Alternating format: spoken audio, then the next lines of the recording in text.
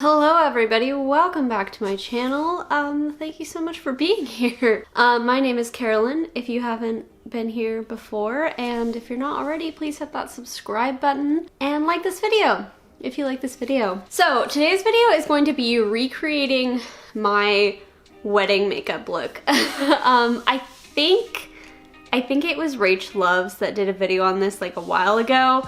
I don't really watch her channel anymore, but I do think it was her video that I saw, and I thought that was a really great idea because I do think that the way that I did my wedding makeup on my wedding day, I got married in August of 2017, is a lot different than how I would do it now if I was getting married in 2021.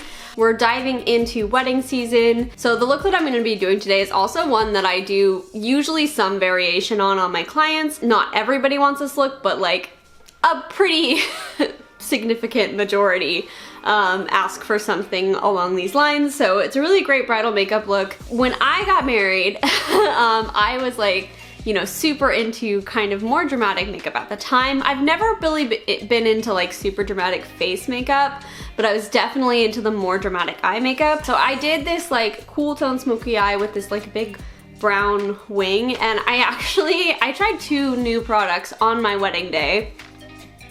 Not smart, would not recommend. One of them worked out well, but the other one, it was a ColourPop liner, and I fucking hated it. It made things so stressful. I don't know why I do this. Anyways, and then, so one of the colors in our wedding was lavender, so I wanted to like incorporate lavender somehow, so I had like a lavender highlight. It wasn't like super crazy, but it was still like along those lines, and that's just like not something I would touch on my wedding day now. I think if I were to get married this year, I would do something much more classic, like a soft, like warm brown gold little classic eye, really like fresh dewy skin. So that's what I'm going to be doing today. So a lot of times I start with brows on myself, but I think I just want to jump straight into the eyeballs today.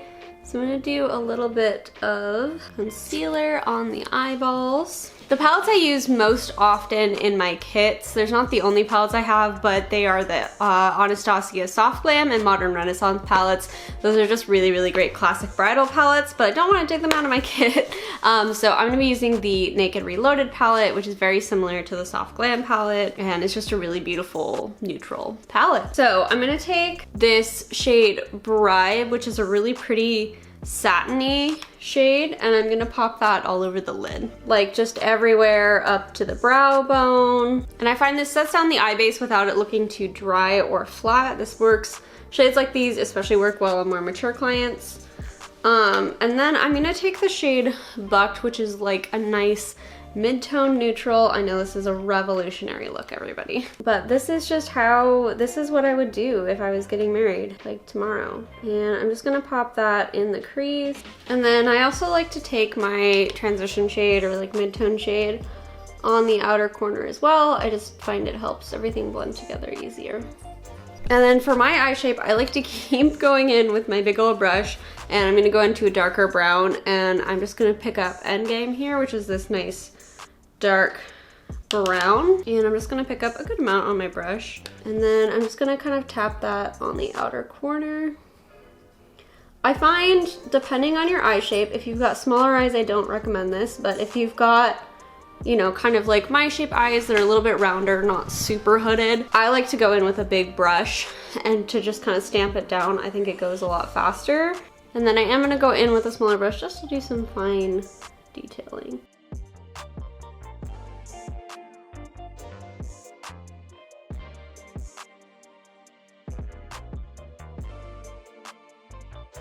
And then I'm gonna take this dark shade on the smaller brush on the lower lash line as well.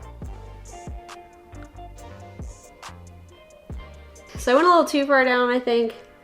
So I'm just taking a little bit of a wet Q-tip, and I'm just cleaning that right up. Okay, and then to soften that a little bit, I'm gonna go into Bucked again on that big fluffy brush. I just cleaned it off. I'm just gonna tap in a little bit and just run that along the edges. I'm gonna do the same thing higher up with that shade Bribe, that cream satin shade. Next, I'm going to take the shade Barely Baked, which is a really, really pretty gold. And I'm just gonna take that on my finger. I'm gonna pop that on the inner half of the lid. And then I'm gonna take that little small brush and just gently buff out the edges. So, and then I'm not gonna do any winged liner today. I don't think I would for a bridal look because I just want it to be really, really classic. So I'm gonna do a little bit of a tight line. This is the Ciate London pencil liner. I actually don't know if they still have this. And I'm just gonna wiggle it right in between the lashes. And then I'm just gonna use this little angle brush on the end to just kind of smooth out what got above the lash line. So I'm making a really, really like soft, simple liner there. You can also do this with just like a black shadow, but I think it really helps to like define the lash line and also prep for false lashes. For mascara, I am gonna do a lash primer and mascara. You could also do a waterproof mascara. The main reason I'm doing lash primer would be like for longevity, because I am gonna do some false lashes too. And then I'm gonna be using the Laura Mercier Caviar Volume Mascara over top. This is a really pretty mascara. It doesn't really matter what it looks like, but I find this one holds up pretty well too.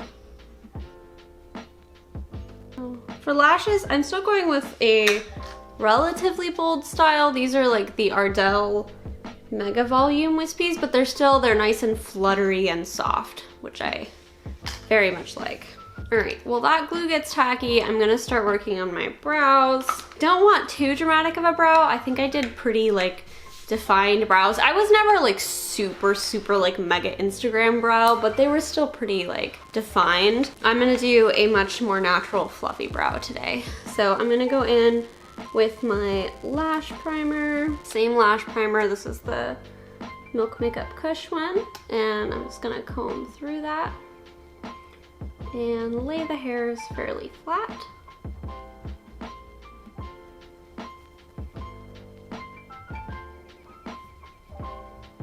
Okay, this lash glue is about ready, so I'm gonna pop this lash on.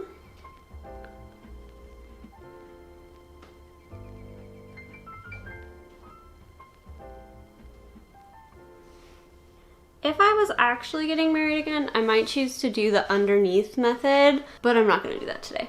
While the other lash gets tacky, I'm gonna take a tiny bit of liquid liner and just go over the lash band, very, very slightly above, just to kind of darken up the lash line. Okay, so I went ahead and curled the lashes too, which I kind of regret because I feel like it left a weird crimp in this side, but truly that's just what I get for being too lazy to trim my lashes, okay?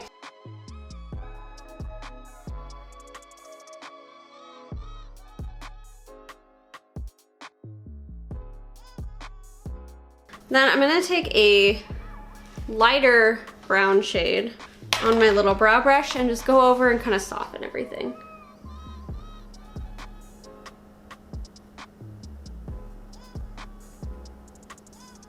I've been doing this instead of the darker brown and I think I like it better. And then I'm gonna take a clear brow gel. This is the e.l.f. Clear Brow Gel. I am running out of this, but hopefully we'll have enough to keep them brows up today.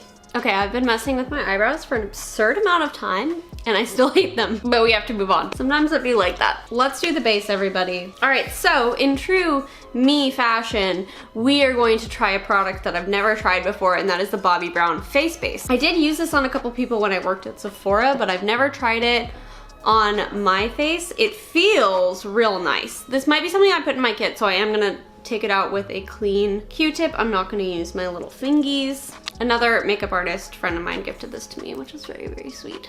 Feels real nice. It just feels like a nice, like, thick moisturizer. I'm gonna take a little bit of the Becca Under Eye Corrector. This I actually did use on my wedding day for the first time. Not advisable to try things out, but this one actually worked out. It's actually one of my favorite products. And alas, Becca will be no more soon. All right, and then for foundation, so I would typically go with something a little bit more full coverage, for me at least, because we're gonna be taking photographs and stuff. I'm acting like I'm getting married today. I'm not. I'm purely doing nothing today, but I'm gonna act like I am. That face base feels so good. Okay, so I'm gonna take a little bit of the Auric Glow Lust and I'm gonna do a little pump of that. This has been my favorite combo. And I'm gonna take the e.l.f. Camo CC cream and do a little pump as that. I have heard some like mixed reviews about the CC cream and like some not so great reviews. And I don't know, I don't understand, because this looks absolutely beautiful on me at least. But everybody's different, just goes to show you. But I really like the coverage this gives while still being natural. I'm not gonna do like super full coverage because I still want my skin to look natural, but I do really want to mostly hide my redness. Okay, so for concealer, I'm actually gonna use the Huda Beauty Overachiever concealer. Now, I was scared to try this for like so long because I heard it was super full coverage and that scares me. However, this is a beautiful concealer. It is very full coverage. This will cover just about anything, but it also has a really pretty like natural finish. I've used it on so many people, dry, oily, whatever. It literally works on everyone. I think the trick to this is that you don't want to go in like whole hog, you know, you don't want to go in and do like with this because it's just too much. But I think the best way to do it is actually to take a little bit on the back of your hand or a palette and pick it up with a little brush. You don't need very much. This was probably a little too much. And then just go in with that small amount. So I'm gonna put a little on this blemish here and a little bit under the eyes. And because it's so full coverage, you really don't need very much to get like good coverage. I find with concealer is really nice because I think the less product that you can use underneath the eyes, the better, because the more product really, like the heavier it tends to get. I'm just gonna put this a little bit around the nose. But yeah, this was a really beautiful concealer. But yeah, it covers so well, and yet it still looks really nice. All right, so for contour-ish bronzer, I don't really contour. I don't even know if I did the day of. I do with my clients depending on what they want. But I'm gonna take the Fenty Beauty Matchstick in Mocha, and I'm gonna take it on this little Benefit brush here, and I'm just gonna add a nice bronzy sculpt. This is really more of a bronzer shade on me, but I like that. And then I'm just gonna kind of gently tap over everything with a sponge, just to make sure everything is blended in. And then I'm gonna take my Fenty Beauty Powder Bronzer. This is in Shady Biz. It's a bit warm, but I'm just gonna do a tiny bit, primarily just to like set down the cream contour. Instead of a crazy lavender highlight, I'm gonna do something much more subtle. I'm gonna do a cream. I'm gonna do more of the Auric Glow Lust. So I would do either this or the Charlotte Tilbury. So I have a little bit and tap that on. Just gives such a natural, beautiful glow. It looks so pretty in photos too. And it doesn't really matter how much you put on. You can just slap that shit on there. For blush, I definitely go with like a warm rosy shade. It's just my favorite neutral kind of blush. So I'm gonna use the Ilia Multi-Stick in Ladybird. Just gonna wiggle my little brush in here. This is like almost empty, but I'm just using it up. This or the Fenty Cheeks Out brush blush in Rose Latte. It's probably what I'd use. And I am just gonna keep that higher up on the cheek. I'm not gonna go like super over the bridge of the nose or do like a super blushy look, which I do like from time to time, but I think that for like bridal makeup, something like this would be more classic. However, like it's not a bad thing to go ham with blush because one, blush is typically the first thing to fade, and two, everything looks less dramatic in photos. So I'm gonna take Angel Fire, which is like this really pretty champagne-y shade, and we're gonna pop that on the inner corner. I love a good inner corner. For bridal makeup, it just really opens up the eye, makes everything look nice and bright. I'm gonna take this little Nubbin Wonder Pencil and pop that right inside. For lips, I think when I got married, I went with like a cool toned pinky nude matte liquid lipstick, which it didn't look bad or anything, but now like the color was fine. I like something a little warmer now, but like the color was okay. But I would never in a million years want to wear a matte liquid lipstick on my wedding day at this point. I know they last longer. I don't care. So I'm gonna use this little NYX lip liner in Natural. It's just gonna help give us a nice base. Okay. I know I just said that I wouldn't go with a matte liquid lipstick, but I'm gonna go in with a matte liquid lipstick. This is the Bare Minerals matte lipstick in Swag. This one is a much more like softer plush matte. It is like a really pretty mauvey shade. But this one, it has some longevity, but it's not drying at all. I'm gonna take the Charlotte Tilbury lipstick in Dance for a Princess. Go right over top, mostly in that bottom. It's a little bit lighter to lighten it a little bit. And also this lipstick it just feels so luxe and beautiful that like, it's like I want to use this on my wedding day type of thing. And then I'm gonna go on top with the gloss because I can't not. And this is Fenty Diamond Milk.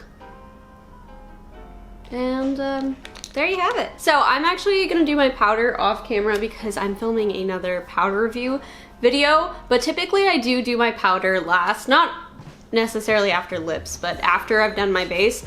And I do this on my clients too, kind of regardless of skin type, because especially with dry clients, especially with my dry skin, is because I feel if you do it kind of before your blush, bronzer, highlight, I tend to over powder and then the skin looks really dry and textured. So I do it last and then it just takes the shine down in areas where you need it, but it doesn't overdo it. So yeah, I'm gonna do that and I'll be right back. Okay, and this is the finished bridal look. So I just did a little bit of powder under the eyes and the center of the face. That's typically the only place that I really do powder on myself, just to kind of keep those areas from having any excess shine and kind of blur the pores a little bit as well. So yeah, this is definitely something closer to what I would do if I was getting married in 2021 versus what I did in 2017. But let me know which one you like better. I'm gonna put 2 pictures on the screen. Let me know which one you like better down in the comments below. And don't forget to subscribe if you're not already. That would be amazing. And like this video, it really helps me out. And I will see you all again soon. Bye. But it was getting so. What was I saying? The pellets. Oh, I forgot my iced coffee. Okay, I'll have to get that in a second. Pam, is that necessary?